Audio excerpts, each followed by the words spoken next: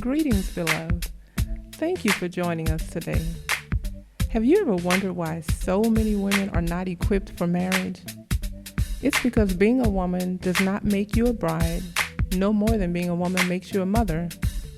As with so many things in life, there's a process that leads us to our desired end.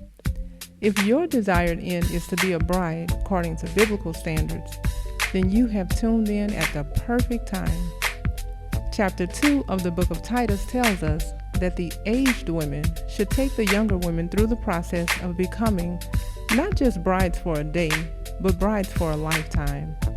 So stay tuned for more of Bridesmaid with me, your host, Renee Bolden. Greetings, everyone. I am always glad to see you all here. I am going to get started by reading the lyrics of a song that maybe you've heard of it or maybe you haven't. It's a very interesting song, or something, I guess a story that went along with the song. And it's a lady telling a story within the song about an interaction between her sister and her nephew. The little boy goes into the kitchen with his mother while she was preparing supper, and he handed her a piece of paper and had writing on it. And after she wiped her hands on her apron, she took it into her hands and read it.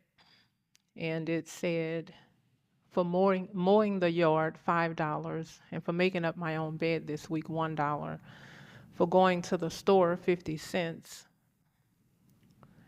and for playing with little brother while you went shopping, 25 cents, taking out the trash, $1, and for getting a good report card, $5, for raking the yard, $2. Total owed $14.75. This is what the little boy gave to his mother. So she picked up the pen and she turned the paper over, and this is what she wrote. For the 9 months I carried you, holding you inside me, no charge. For the nights I sat up with you and doctored you and prayed for you, no charge. For the time and tears and the cost through the years, there is no charge. When you add it all up, the full cost of my love is no charge. For the nights filled with gray and the worries ahead, no charge. For the advice and the knowledge and the cost of your college, no charge. For the toys, school clothes, and for wiping your nose, no charge.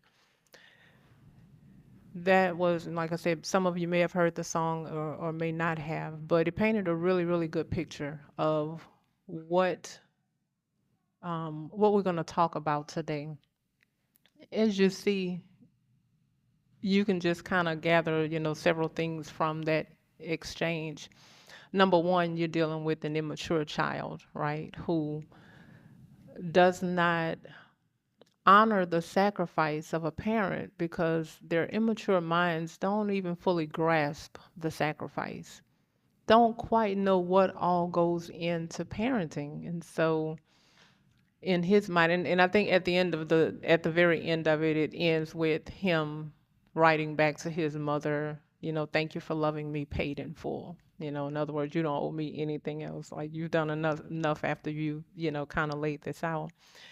And of course, his immature mind just didn't have the capacity to really, really know and understand the sacrifice. And oftentimes, and of course, in this situation, it was a child and a parent. Oftentimes, there's so many sacrifices being made that the child may never ever know about. Or I'll give some other scenarios where sometimes, that it just requires a lot of sacrifice. And oftentimes the person who is sacrificing will not tell the person who's benefiting from the sacrifice what all they had to do. And it can be a child to a parent, it can be an employee to an employer. You know, we work for companies, and oftentimes we think of those companies as just having just maybe happened overnight. But you know, it takes time, it takes effort, it takes money, it takes failure, it takes success, it takes disappointments, it takes bouncing back, all of those things for a company to exist successfully, continuously. And oftentimes, you know, employees will go in to somebody's workplace and they don't appreciate where they work and they don't treat it like it's something. Why? Because they don't understand the sacrifice that it took for that company to be where it is. So it is for a wife to a husband. You know, oftentimes think wives think because they live with their husband that they know every single sacrifice that he is making, or sometimes they accuse him of not making sacrifices. And they could be further from the truth because they don't always know what that husband is dealing with um, to sacrifice for his family, the things that maybe he has chosen to give up but never had a conversation about it, the things that he has chosen to do or not do that had him sacrificing for his wife or for his family. And so oftentimes, because the benefactor, if you will, does not understand the sacrifice that has taken place, there's no honor, there's no appreciation for it. It's you still owe me. The same way that little boy wrote to his mother in that song. You owe me something. Oftentimes it is us putting so much more emphasis on what we want, what we think we deserve, what we feel so entitled to, and often just not taking the time to even step back and even not even think about whether or not there was a sacrifice for what we already have, whether or not there's a sacrifice for the things that we are already enjoying. And oftentimes that's because we're looking and we have tunnel vision and we only see what our minds understand, what according to our limited experiences, according to our limited conversations, according to our limited knowledge. And unfortunately, we will shrink down our world to our own mind rather than allowing somebody else to expand our world according to what the reality is. And as a result of that, it's funny because we keep talking about honor, you know, we keep hearing about honor, but as a result of that, there's a lack of honor because we think that whatever we see is all there is to the story. And I can tell you that if any of us are in a subordinate position to anybody, and it doesn't matter the situation, there's going to always, I can tell you, and I don't have to know the people or the situation, but I can tell you there's going to always be a level of sacrifice that you are not privy to, that you do not understand.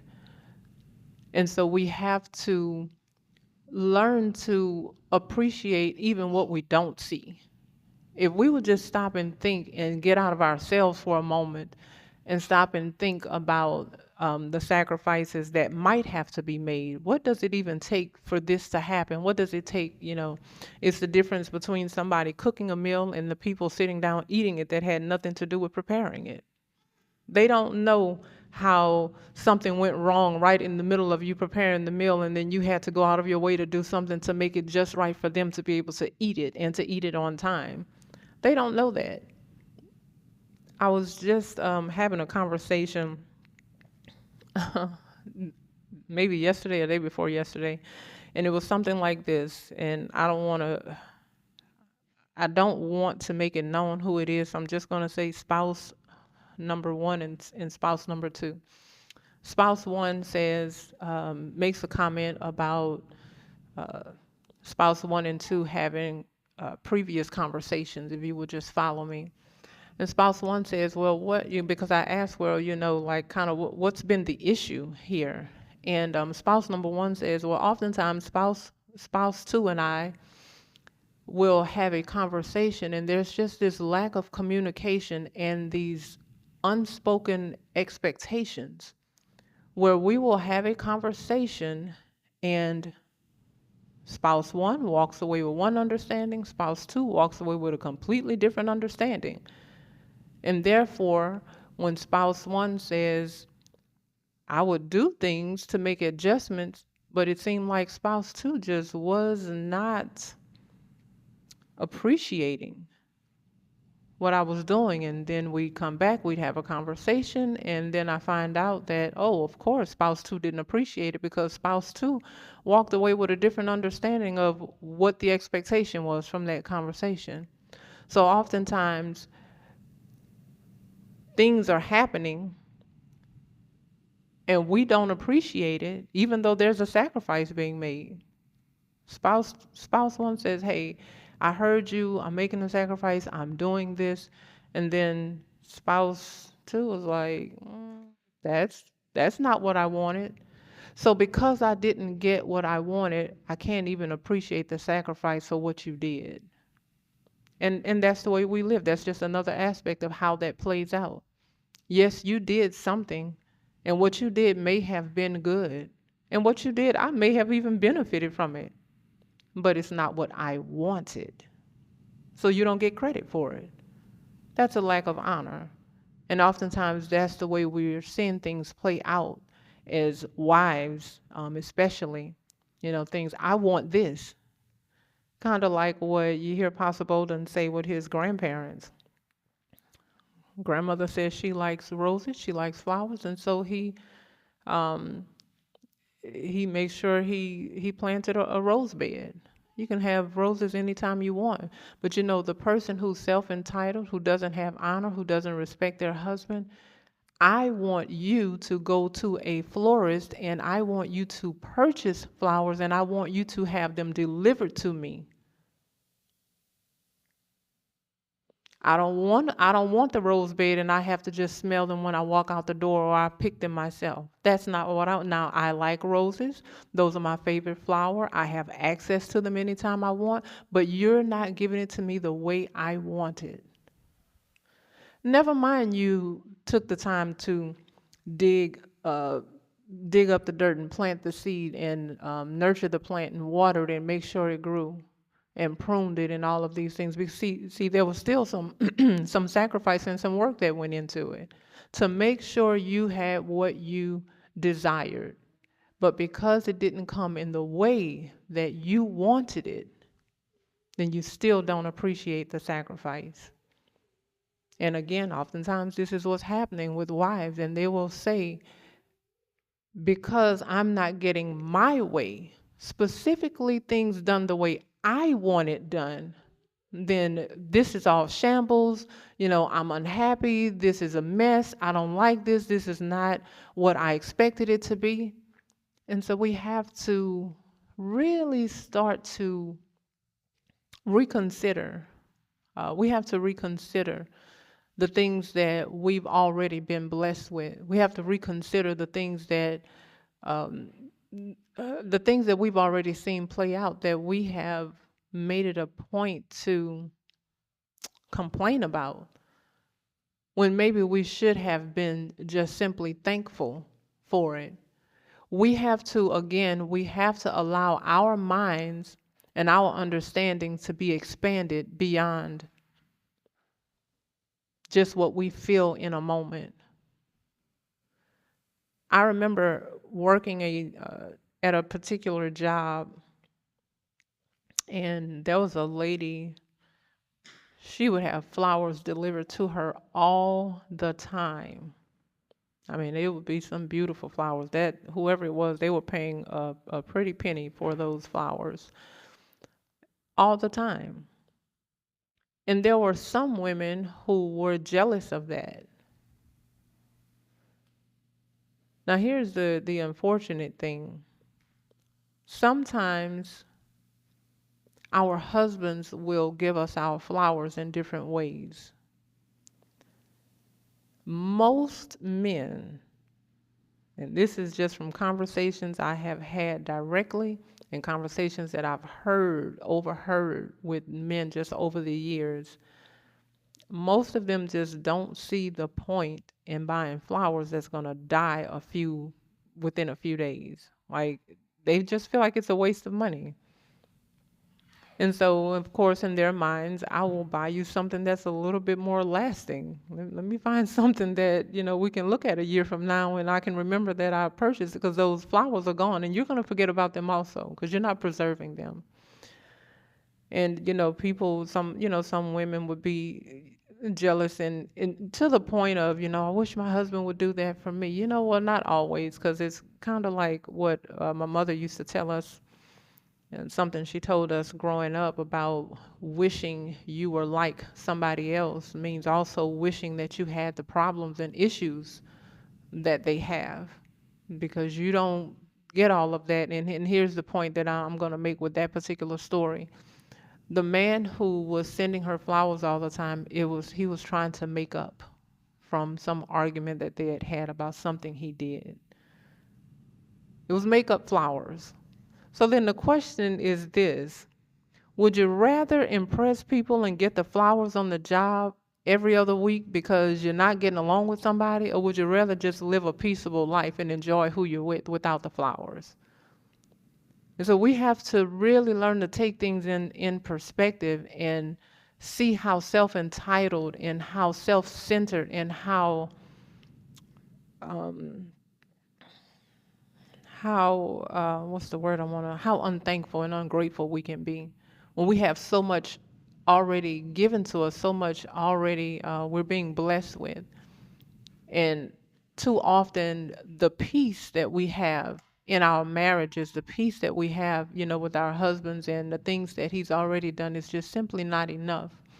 And that's not good, because if you want to, of course, have a long lasting marriage, the same way you have to have a lifetime of forgiveness, you also need a lifetime of gratefulness.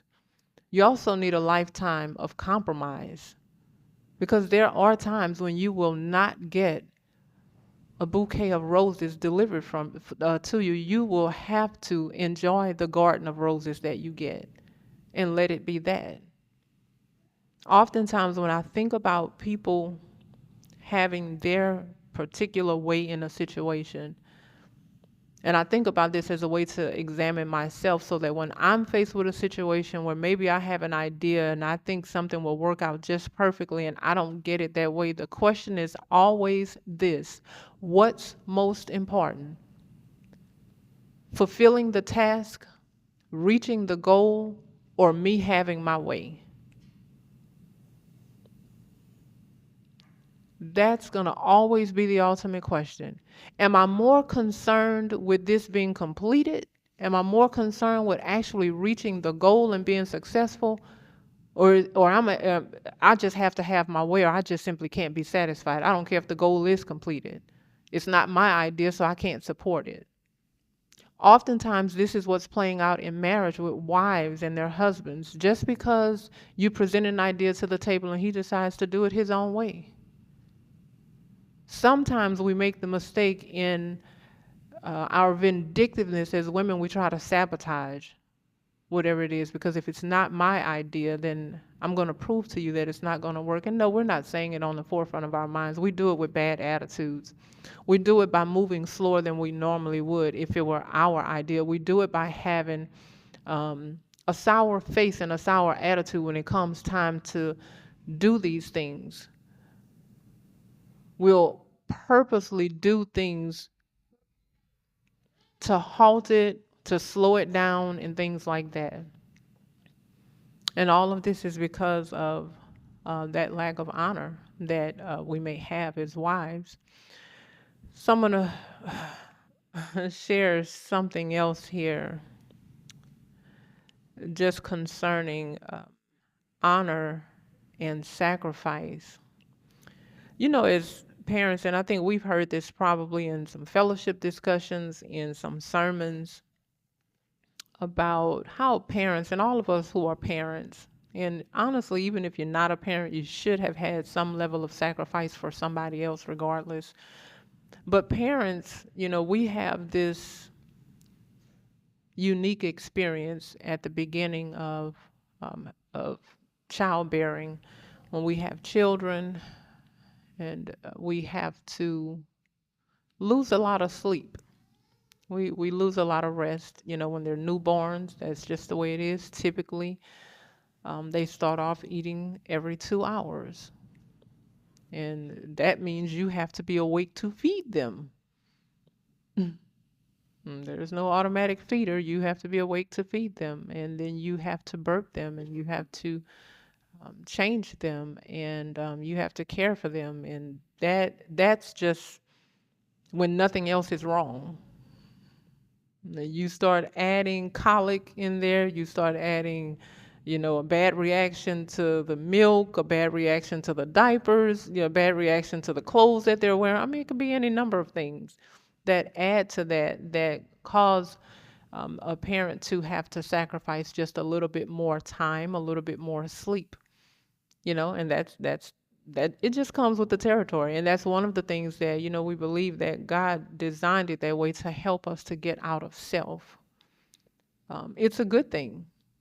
It's a good thing to do something for somebody else who can't do something back for you, because newborn babies can do nothing but cry when they're ready to eat, cry when they're ready to sleep, cry when they need to be changed. I mean, they have nothing to offer in return to what we are doing for them. And that is a beautiful thing, that we are put in a position to care for somebody and sacrifice sleep and sacrifice time. Sometimes it means sacrificing money because maybe you can't, go to work or something like that. But it's a really beautiful thing, and it's unfortunate that sometimes parents don't see it that way, but it is. And then we go on as they get a little bit older. Um, of course, we know how children grow out of clothes. They can, so many people end up with so many newborn clothes that the child never wore. Why? Because they grow so quickly. So sometimes, some of us as parents, maybe we've experienced this idea of sacrificing buying something for ourselves so that we can make sure our children have something. Okay, I have limited funds, and it's either you get some onesies that you can fit, or we choke you out with the ones that you've outgrown, so that I can get my new pair of shoes, or I just wait a little while longer. And it doesn't mean that you're living this substandard or subpar life. Sometimes that's just the way it works, that you just don't always, and especially if you're disciplined with your money. If you have a budget and you have set aside, okay, this is the amount of money I'm spending this week, and I don't care if I have $1 million saved in the bank, I don't spend a penny out of that. I just wait until the next time. Then you might have fulfilled your budget already, and you just say, okay, well, I just have to wait. I don't get my new shoes this time, or I don't get whatever it is for me. You make these sacrifices. We make sacrifices for our children. Sometimes, even, our husbands have to make sacrifices. And sometimes there are things that go on, and I'll just say on the job, for an example, that a husband may be going through, and it might just be a matter of, considering whether or not to take a new position. But he has to consider his family. Maybe the new position would bring in more money, but then he has to consider, is this going to take away more time away from my family that I need to be there pouring into them? How much is this going to cost me in the long run for me to get more money now? That's just an example. But there's still sacrifices that have to be made. And of course, we just continue on. As our children grow, they just move from stage to stage to stage. And we have all these different, oftentimes I find that it's of course money that has to be sacrificed, but I think probably if I had to put number one, I would be time. That means you have to invest more time in your children to train them in the way that they need to go to get them through the different levels that they are growing through, because they don't stay on the same level. So you have when you have to carry them around all the time, and then they move into a stage where they're now crawling and they're getting around. Well, you can't just leave them in a room by themselves crawling. You have to make sure they're not finding something to put in their mouth. You have to make sure they're not messing with outlets. You have to make sure they're not pulling something down that can fall. You still have to spend a lot of time, with the children, no matter what stages they're going through. Well, if we look at the other side of that, the lack of sacrifice, because there are a lot of sacrifices to be made to make sure our children get to develop the way they need to develop, right? And so sometimes there is a lack of sacrifice, and I've seen this. And um, one thing that sometimes has that I've seen, parents, mothers. I'm gonna kind of focus in on the mothers now because this is more of a mother thing. Mothers who don't, maybe motherhood really didn't kick in. Maybe they really don't appreciate the amount of sacrifice that they have to give to their children, because some women are frustrated with that, believe it or not. It's a frustration to them, and they don't want to change diapers, so the babies will stay soiled a very long time. They don't just rush to go and change them because, you know what, I don't feel like it. I don't feel like smelling that. I don't feel like dealing with that. I don't want to, whatever the case is. And that happens. So it's a lack of sacrifice there. And that oftentimes will play into the child's older years, even beyond when they're babies, when it's time to potty train them. Oftentimes they will be late getting potty trained because why? Mama don't feel like it. I don't feel like sacrificing the time, energy, and effort that it takes for me to just take you to the bathroom and show you how to do this properly on a consistent basis. And so, this is where a lot of times you will find where a mother has failed their children. That child might still be in diapers or pull-ups, whatever, it's all diapers, but at 5 years old, still there, 5 years old. And that's failing a child. When a mother has not taken the proper time to, and this is of course the scenarios where there's nothing wrong with the child that's keeping them from learning. It's just a parent not taking the time to do what it is they're put here to do, which is to train the children through those stages. Lack of sacrifice. Oftentimes we'll also see it playing out with children by age 7 still not reading, still not able to read. And I'll tell you something, and I stand very firm on this. It doesn't matter to me where you send your child to school at, and this is for everybody. And I don't care how much money you pay them to teach your child. It is that mother's responsibility to teach her child how to read. There's no way that a child should not be reading when they're living in the house with you every day. It doesn't matter to me what they're paying the teachers to do. That is our responsibility to teach our children. That is not anybody else's responsibility.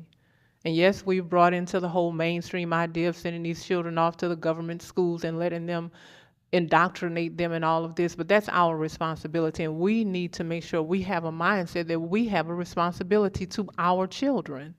It's not the teacher's fault. And we should not even blame that on other people that our children are not reading. There's no way that a child should get to 3rd grade and 4th grade and 5th grade and still not know how to read. Not when they're living in our house. That's our responsibility. But too often, parents are not willing to make the sacrifice. And this is amazing to me.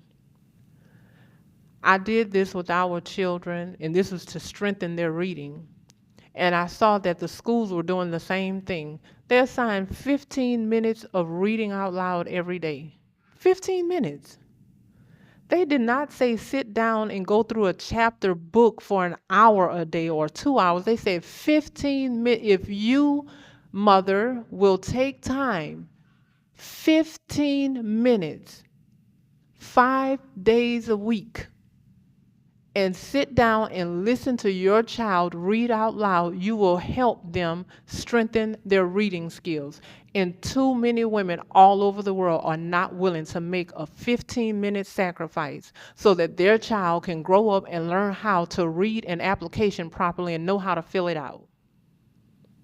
Won't do it. So do you know what happens there? This, believe it or not, this breeds children who are dishonorable. Because I want you to sacrifice demands honor. See, I can remember when our oldest daughters, when they got to around, 13, between 12 and 14 years old, they were a little testy. And I had to back them down a lot. And I would say to them, you can make the mistake if you want to ever in life while you're living under my roof and call 911 on me, but the state better be ready to take you, because the day that I have to work to take care of you and I pay bills for a house for you to live in and you can't listen to me, that's the day you can't live with me. The state can have you.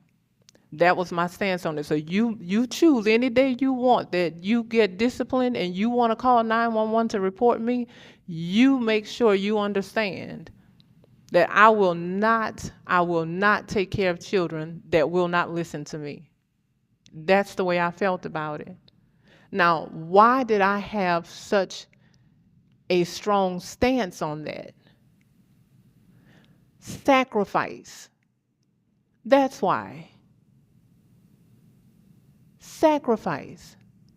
But do you know that the parent who will not the parent who will not change that child's diaper at the appropriate time, the parent who will not potty train their children at the appropriate time, the parent who will not take the time 15 minutes a day to make sure their child reads, they don't care nothing about a child's honor. Why? I haven't sacrificed anything to begin with. So no, I am not your parent. I am not your authority. I am not in a position where I deserve your respect. I am nothing but a big sister to you, because I've done nothing in my mind to even deserve it. And it's not something that we have to necessarily think about. It's in us, because if we're an authority, we know that who's ever a subordinate under us is supposed to have some level of honor and respect for us. But it's also something in there that when we know we're not doing our part, something feels like, you know what, I don't even deserve this. So this is what I mean when I say that lack of sacrifice breeds dishonor. You don't recognize an authority sacrifice because you equate it with your own lack of sacrifice. Well, I didn't put much into this, so they probably didn't do much for me either. You minimize somebody else's sacrifice based on your lack of effort. And then you don't pass it on to the children. You won't even demand with your, not with your mouth, but just with your attitude. Your attitude won't even demand honor, because why? I really haven't done much. I just throw you off to the television, throw you off to whatever, and let you do whatever you want to do. So within you, you're saying, I really don't even deserve that honor. Why? Because I haven't sacrificed anything for you. Maybe here and there I've done a thing or two when I was put in a position that I had to, but not having an attitude of sacrifice. No, I'm going to do what's convenient for me right now. What's convenient for me is I cannot tell you. This is me, and this has been an experience that I've had with Claire, especially when she first started eating, like table food up to now. So I have to, kind of time it out just right, because what will happen, she may finish eating first before I do. And before I can finish my food, let me just say her digestive system works very well. Okay, that doesn't take long. And she'll get down and walk around, and once she get happy and laughing, you know what happened. She's feeling better. Her stomach is feeling all better. But that means before I finish my meal, I have to get up and I have to go change a stinky diaper. Not necessarily what I don't want to stop eating and smell that and go back to eating. It's like that's not the best experience. But you know what? I also don't want to train her to think that that's an appropriate way to walk around. So that's a sacrifice, if you will. It doesn't necessarily feel like a sacrifice. I have to just prepare myself for what lies ahead, but that's still a sacrifice where I don't get to eat that food in the time that I decided I wanted to eat it. I pull myself away from something that I'm enjoying to go and do something to train her. That this is not normal. This is not the way you're going to walk around in life. That when something is dirty, you need to clean it up. So that's a real life thing that happens. No, it's not the best experience. I don't really want to smell that right now. I really like the way this food smells that I'm eating. But it's life and it happens. But some people will not make the simplest sacrifices. And then if they do, complain the whole way, which to me is not even a sacrifice at that point, honestly. It's not a sacrifice. If you're complaining and murmuring the whole time that you have to do something, it's not a sacrifice. You're just because you're confident yourself in it. You're getting something out of it by creating a pity party for yourself. So you just paid yourself for something that you're doing for somebody else. And so in all of that, we see that again, I can't demand honor from you if I know that I have not sacrificed anything. And the other thing that happens when we don't have an attitude of sacrifice, then we have an issue with authority, being authoritative, because it breeds this mindset of what's the big deal? Why are you making such a big deal out of this? It seems like you're overreacting to what I did or didn't do. Okay, so I'm only 5 minutes late with dinner. Why are you acting like I didn't cook at all? Okay, so today, 2 days a week, this week I slept in and, maybe things got a little chaotic, but I mean, it's 7 days out of the week. It was only 2 days that I slept in. All the other days, things were okay. Why are you making such a big deal? Our own lack of sacrifice keeps us from being able to see the sacrifice of others, to even understand it, to even be interested in knowing about it. It keeps us looking at ourselves, and again, it's I want the bouquet delivered versus a garden of roses. Every husband has a vision for his home, for his marriage, for what he wants his children to be, how he wants things to play out. So that husband is always looking from a big picture perspective. He's not just looking at, well, okay, today you were only 5 minutes late with dinner. What he's looking at is if you don't have enough honor for what I want for this family, if you don't think enough of me to have dinner on time and not be 5 minutes late today, how is that going to play out for the next 20, 30, 40, 50, 60 years if we're supposed to be married for life? How many other ways is that going to show up? If I don't say anything to you about it today, then it will continue and it will snowball out of control. And then what I am sacrificing now for our family later, you're going to sabotage it because you don't think very much of my sacrifice. You don't even know what all goes into it, but all I need you to do is keep things in order here, because if I have to pull, and this is the husband's perspective, if I have to pull away from the big picture so that I can make sure you're getting dinner 5 minutes early instead of 5 minutes late, this is going to be an issue, because now what happens is I have to not only do my part, but I'm also doing your part, because that's a small thing. That's a matter of making up your mind. But we miss those things, and everything is, what's the big deal? You're overreacting. Oh, you're just so over the top. You just walk around beating your chest. You have to let it be known that you're an authority. And if you've ever had any thoughts at all like that, it's because you do not understand, do not care to understand, and do not know the level of sacrifice that's being made from that authority. It's not that big of a deal. Except it is when you train up children, and especially young men who have to go to work, but they think it's okay to be 5 minutes late every time. They're not dependable, not reliable, because they don't mind being, what's the big deal? I know a lady who got fired and they used 8 minutes late. You only had a 7-minute grace period.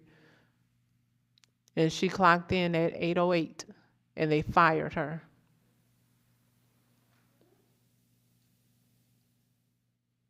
That's the difference between a wife who will teach the children.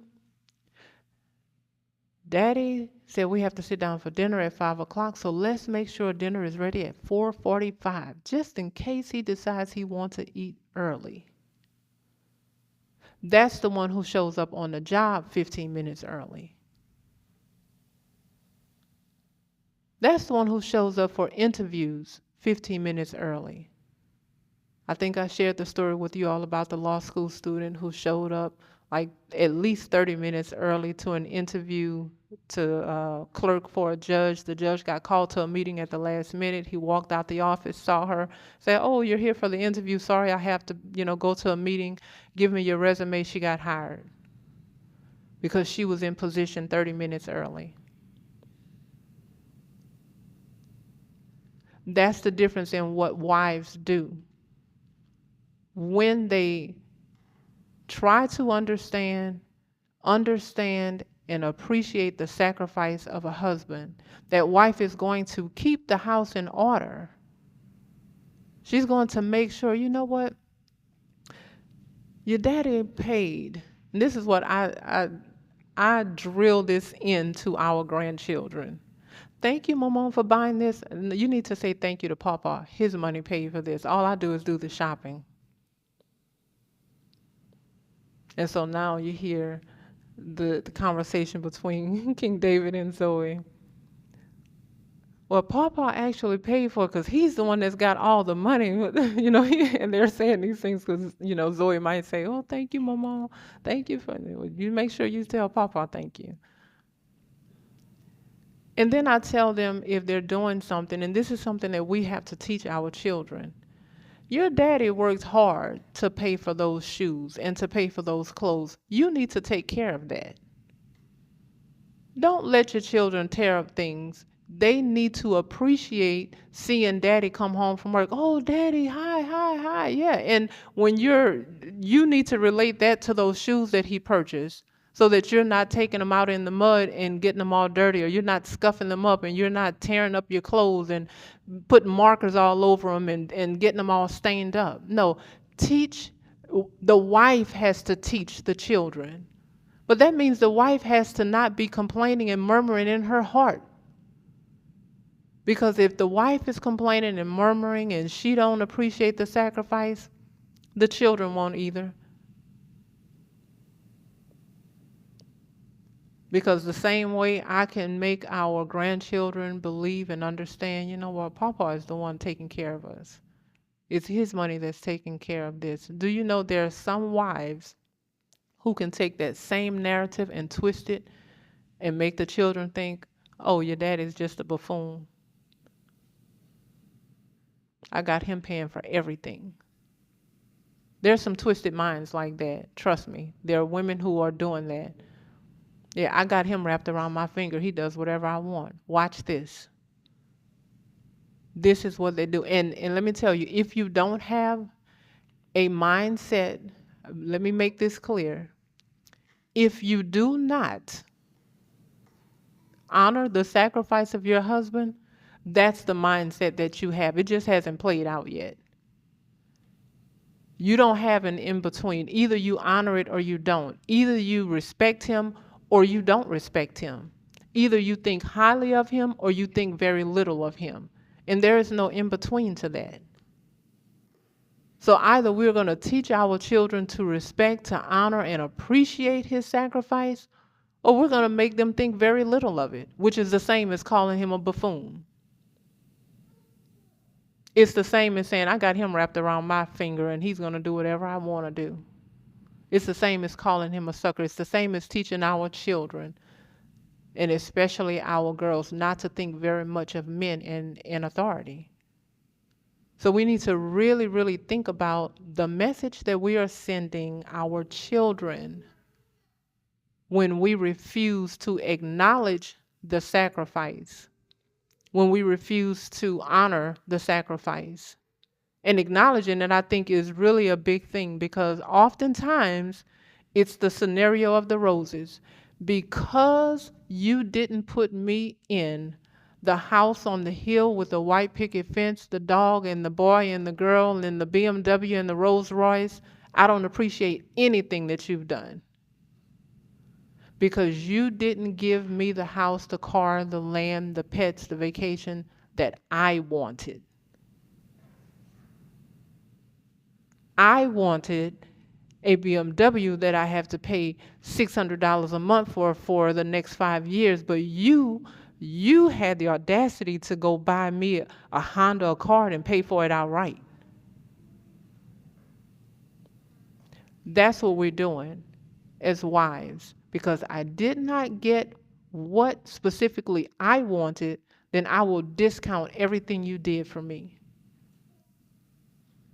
And if we are going to, again, if we're going to be married for a lifetime, if we're going to be happy, because despite what people in the world are saying, there's just a little bit of a secret that marriage is enjoyable and you actually can be happy, being married to your husband for the rest of your life. There are benefits to it. There's a joy to it. You're not suppressed if you're doing it the right way. I can't speak to all the people who are not doing it according to God's law.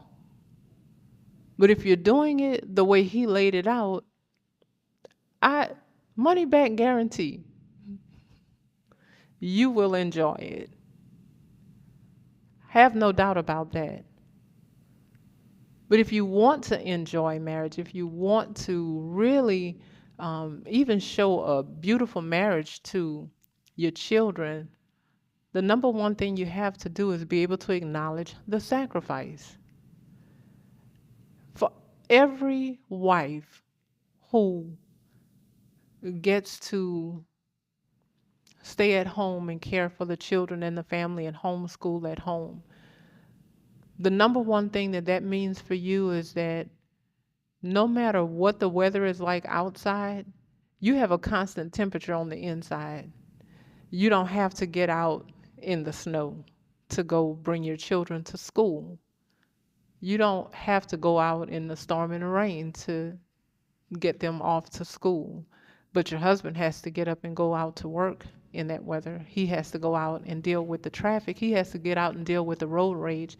He has to go out and deal with, you get to be at home around like-minded people who you can actually get along with.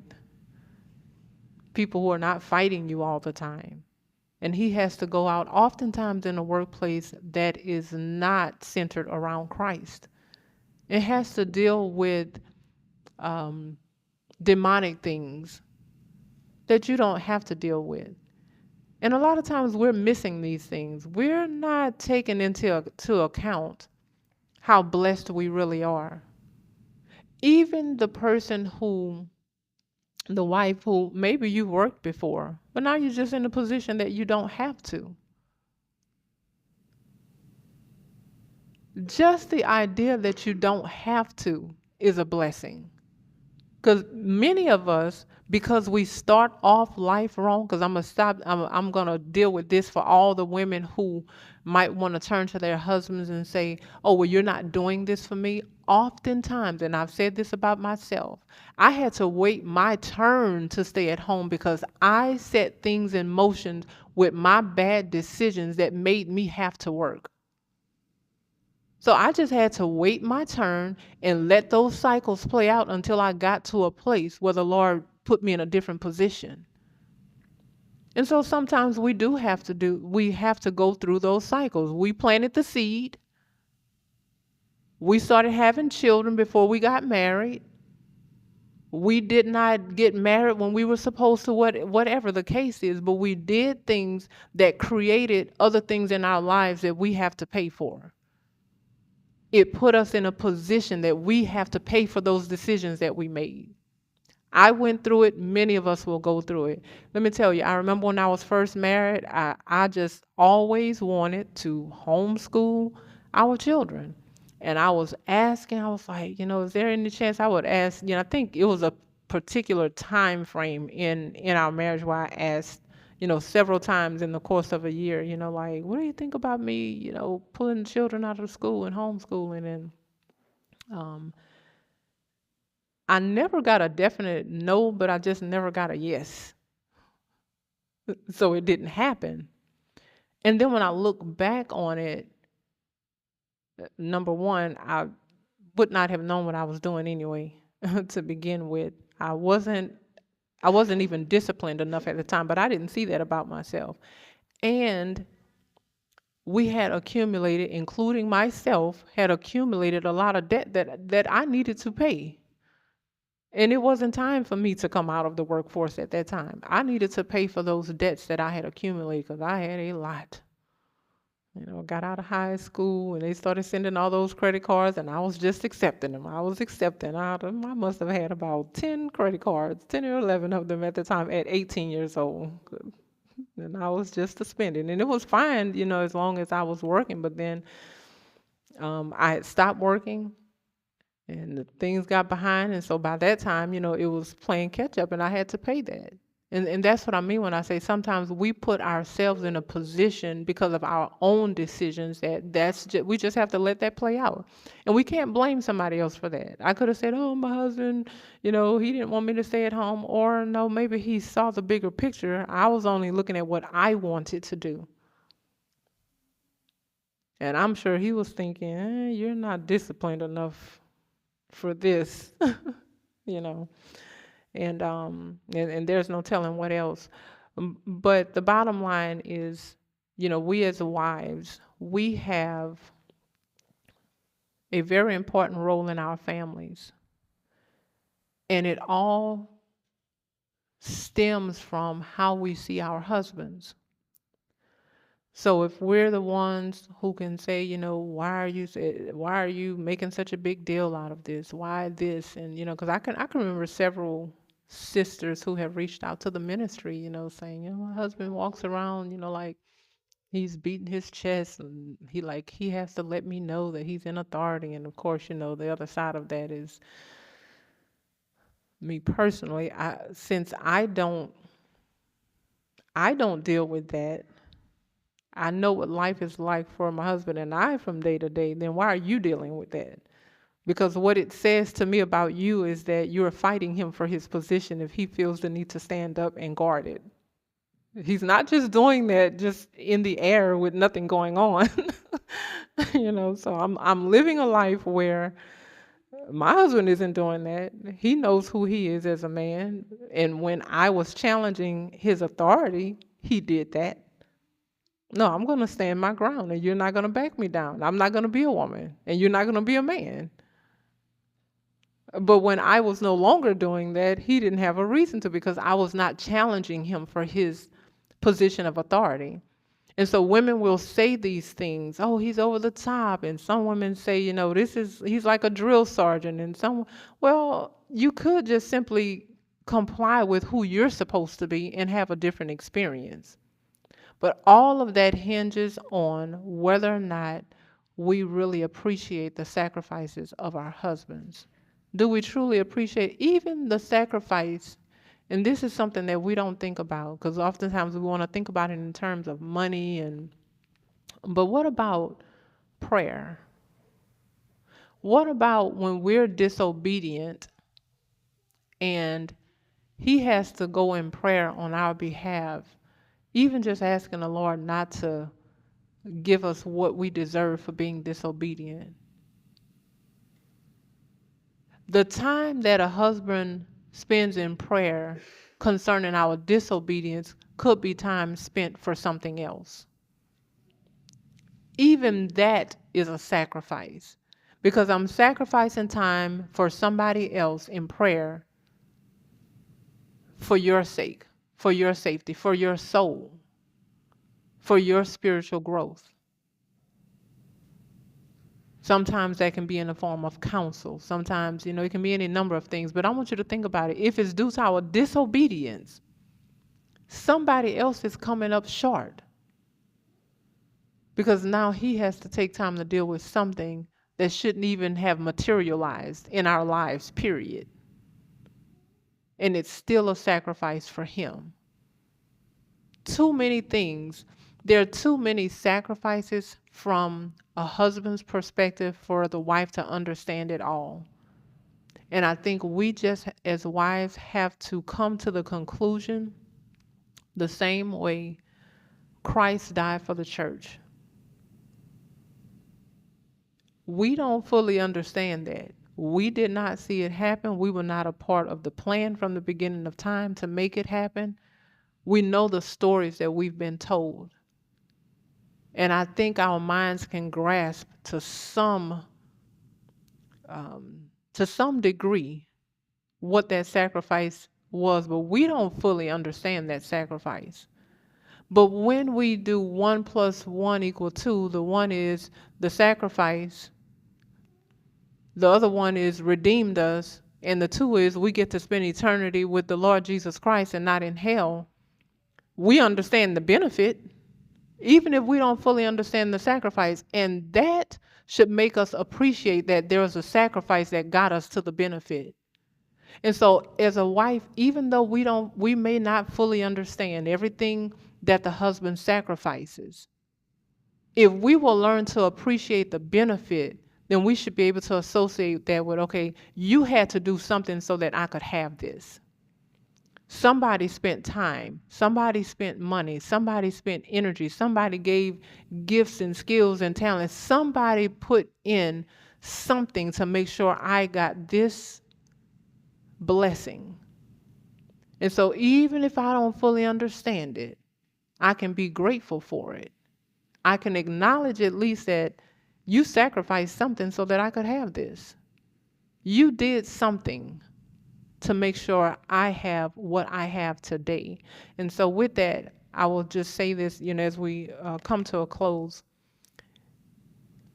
As we go through and examine our lives as wives, we really need to examine ourselves and understand why God demands perfection.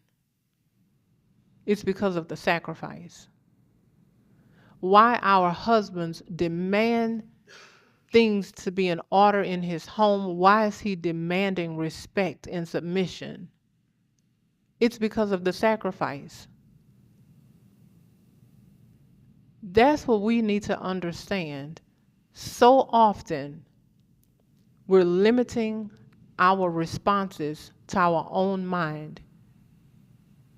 And all I'm saying is that if you can see a blessing, just understand that there's a sacrifice connected to it and learn to appreciate it, so that we can also teach our children to appreciate it, so that we don't have another generation of dishonorable children growing up that have to then learn the ways of God the hard way. We can teach them now how to be honorable, how to honor, because as I said, sacrifice demands honor.